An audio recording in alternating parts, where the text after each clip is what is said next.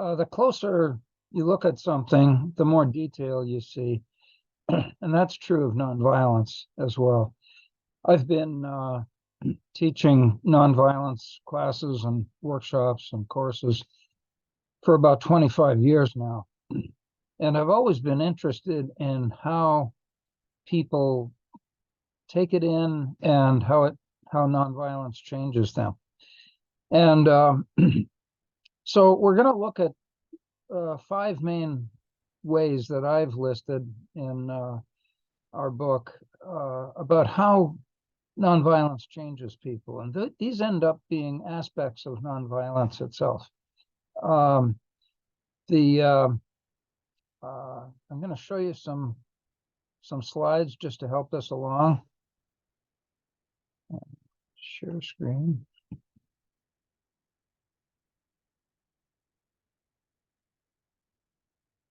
I think that's what I want. Okay.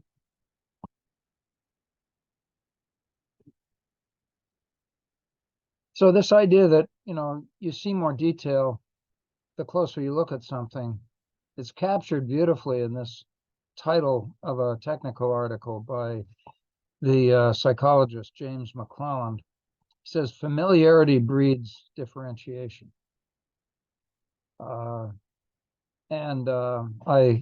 like that, so I put it on the title slide here.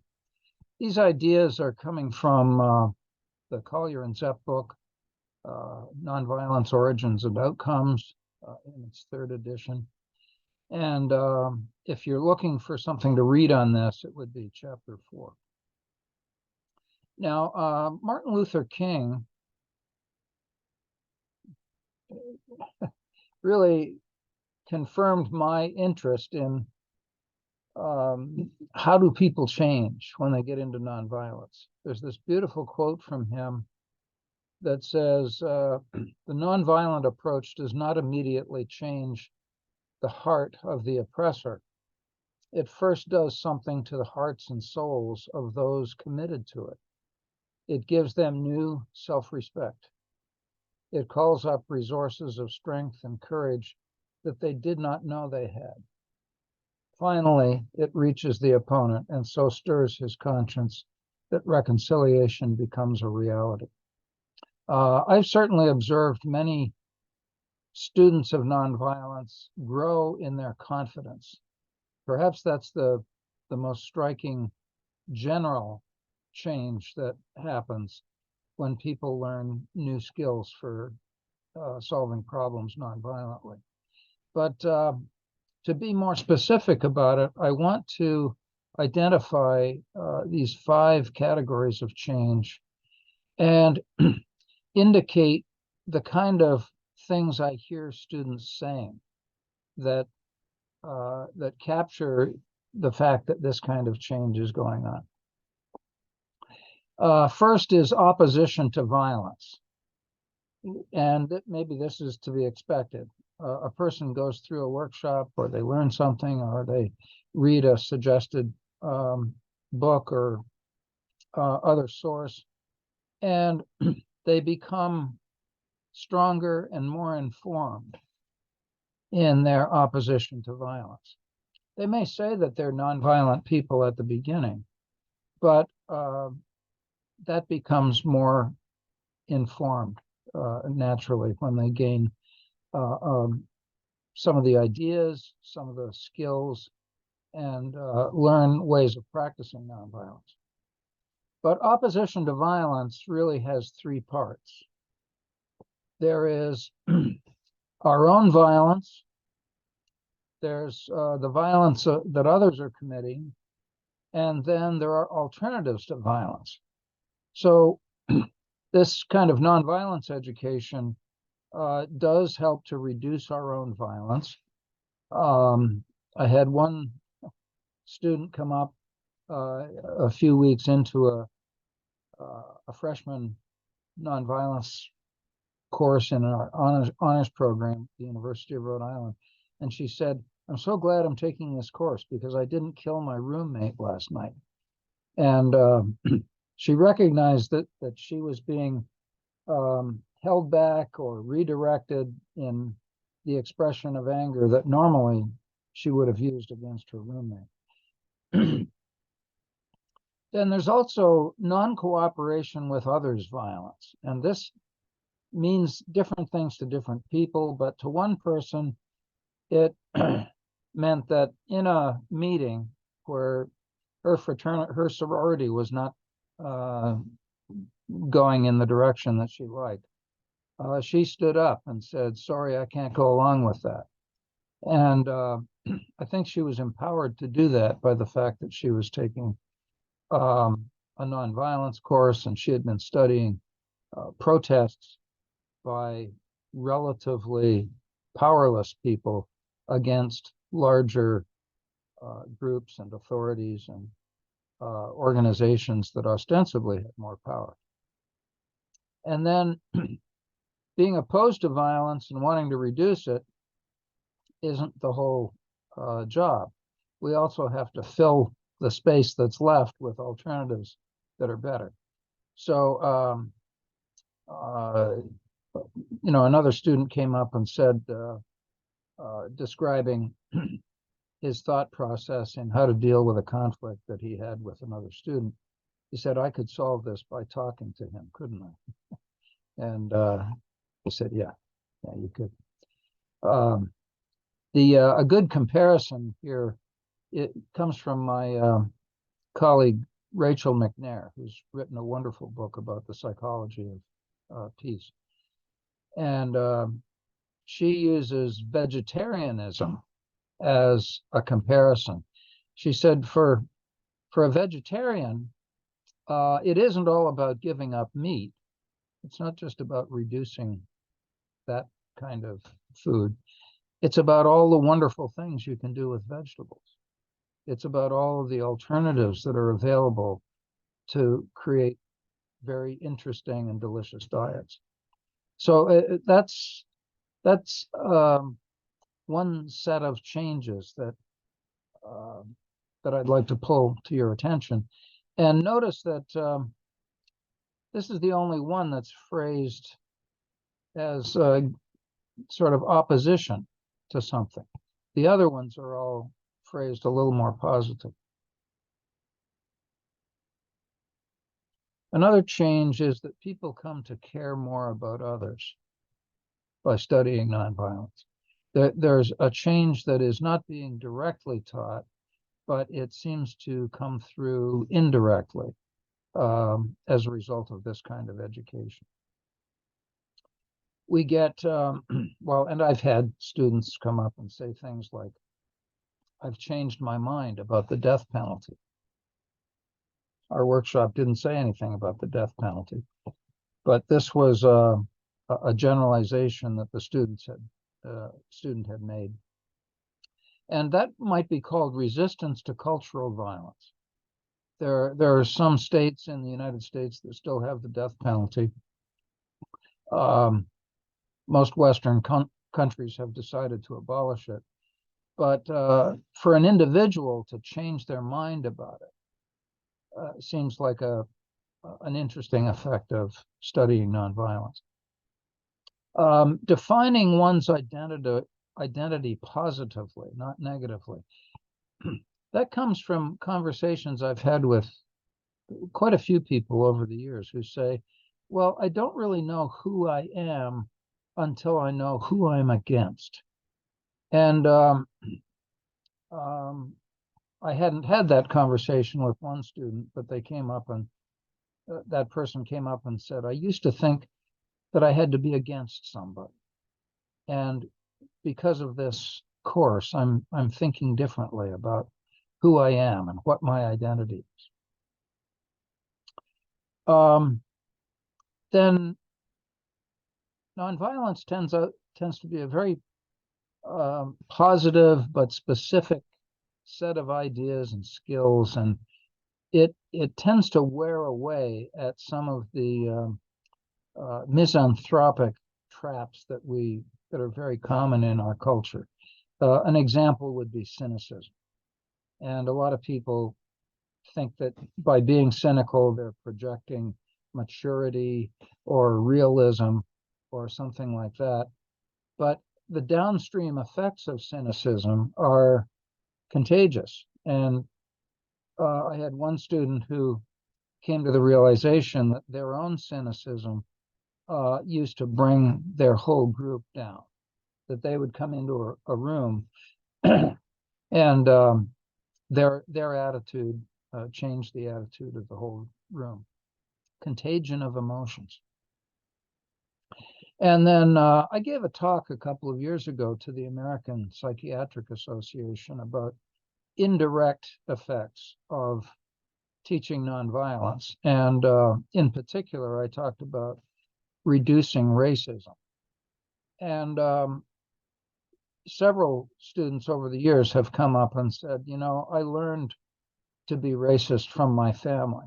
And as a result of taking this course and reading things by people from other cultures, most of them non-white authors like Gandhi, King, Nelson Mandela, and others. I've rethought the racism my family taught me. What a wonderful thing to hear, because racism lives on and on and on through generational transmission. And some of the most heritable things, some of the things that run most strongly in families are things like religion, politics, racism. And to be able to address that and have an effect on it is very gratifying.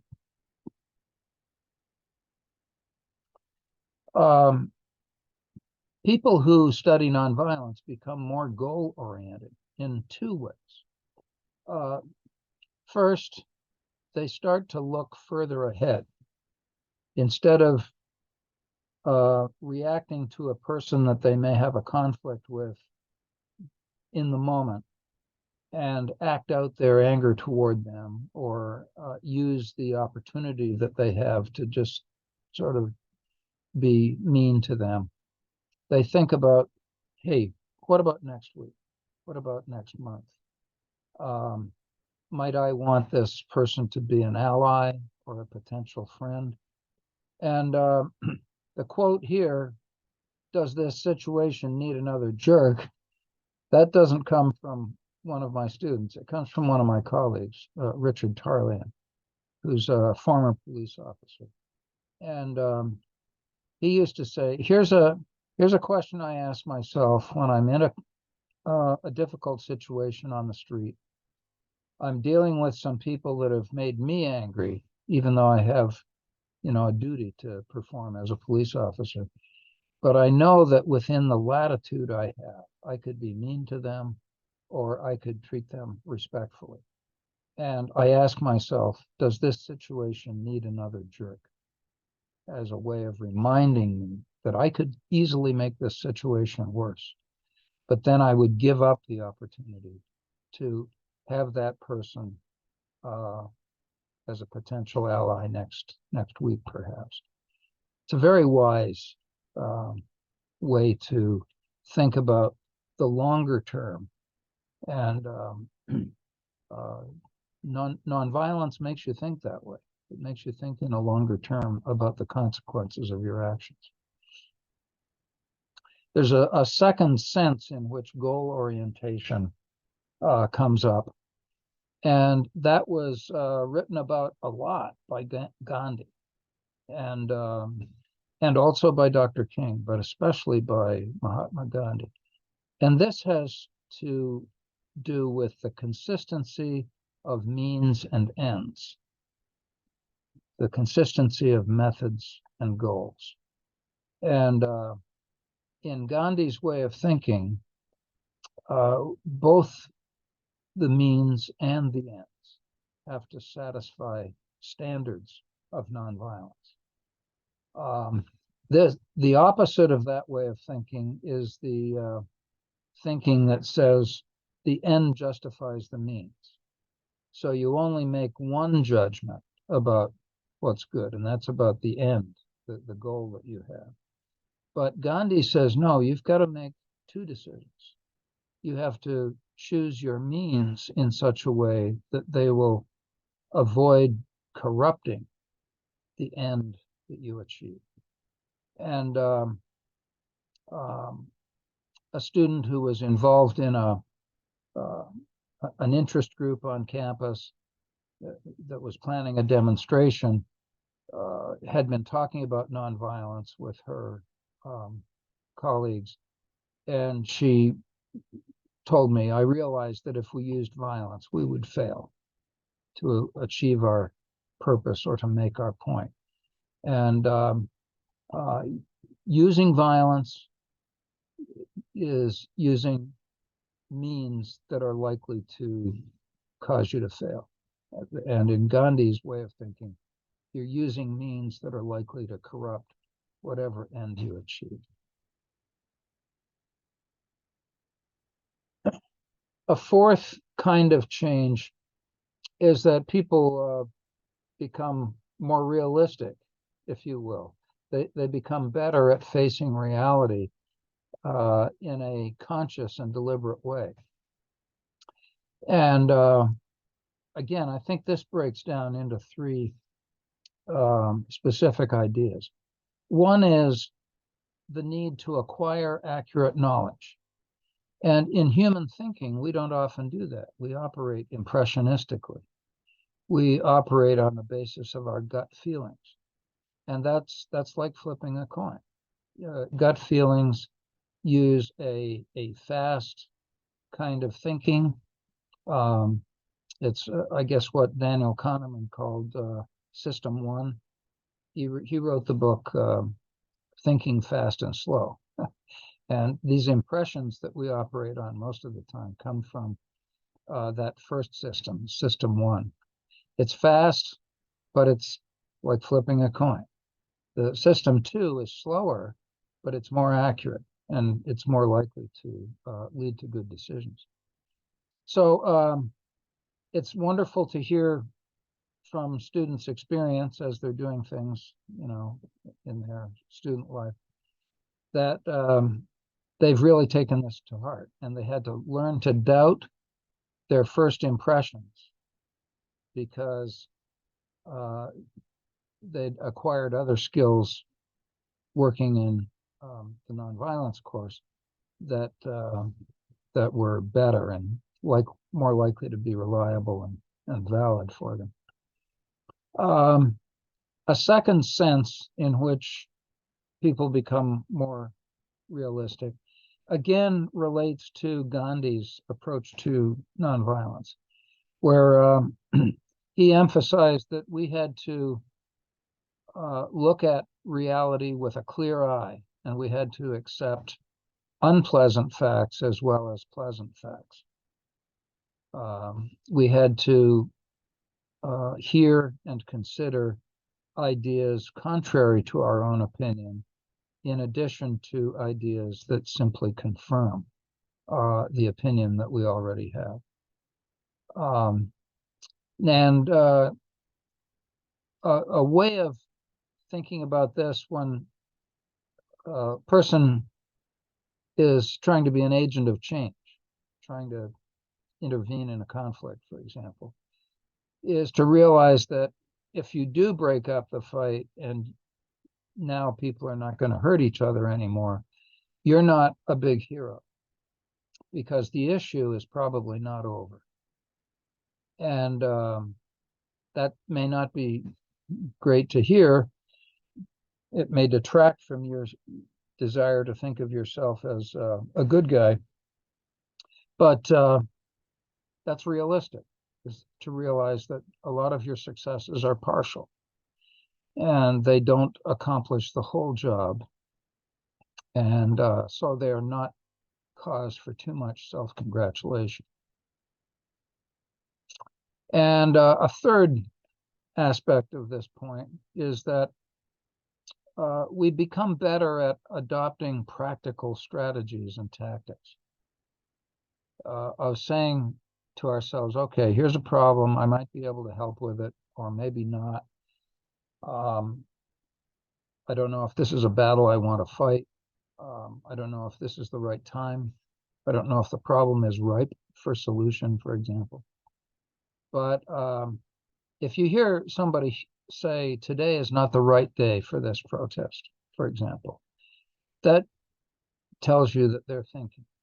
They're thinking about the chances of success, uh, their ability to intervene today, maybe the need to marshal more resources or bring in other people to help. But being practical about the strategies and tactics you use in specific situations is really important. Um, you can't just transplant somebody else's nonviolent solution to a problem to the one that you face today. It doesn't work like that. Nonviolence is not, it's not a Band-Aid that always has the same shape. And the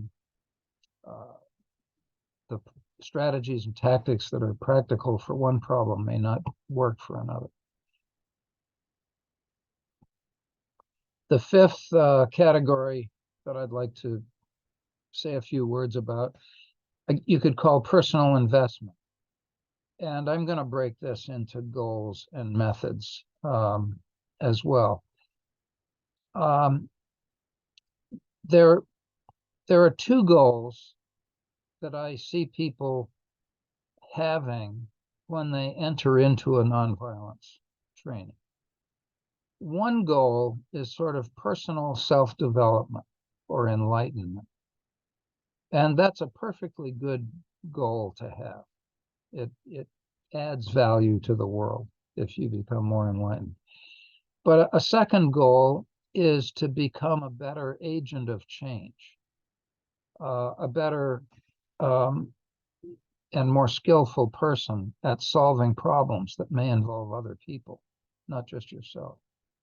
And I've often heard a progression going on in the way people talk, where they say, I started just wanting it for myself, just wanting to become enlightened, for example. Then I started wanting to help others. Because a lot of the stories of nonviolence are not individual stories, they are stories about social change and people working on problems together and helping each other. Then methods. The methods side of personal investment has to do, first of all, with practicing what we preach. And sometimes there's a realization that you can't just learn the words and you can't just learn a dogmatic formula for expressing the ideas of nonviolence. It has to become part of you and part of how you solve the problems of everyday life and how you interact with other people in an ongoing way. So there are a bunch of ideas, and here's a little summary. And again, there's nothing magical about the lists that I present to you. They're just a way of differentiating or breaking out concepts so that we can look at different aspects of them. How does nonviolence change people? Well, I think it increases and strengthens their opposition to violence. I think it helps them to care more about others, which is very important to motivate the continued practice of nonviolence. If you don't care about other people, why do it? Many people need that reminder, and they need to internalize that concept of agape, which is this unconditional goodwill toward other people just because they're people. That's why we should care about others. They are like us in a lot of positive ways. We are human, they are human. And so we must care about them. Goal orientation, which means more than one thing. Facing reality, which means more than one thing. And personal investment, which means more than one thing. I hope you've enjoyed this run through, and I encourage you to look at the book Nonviolence, Origins and Outcomes third edition, and you can look for it on Amazon. It's an inexpensive book, but it's full of ideas like this. And I hope you will subscribe to this YouTube channel, Learning Nonviolence, and give the video a like if you like it. And I'll see you soon.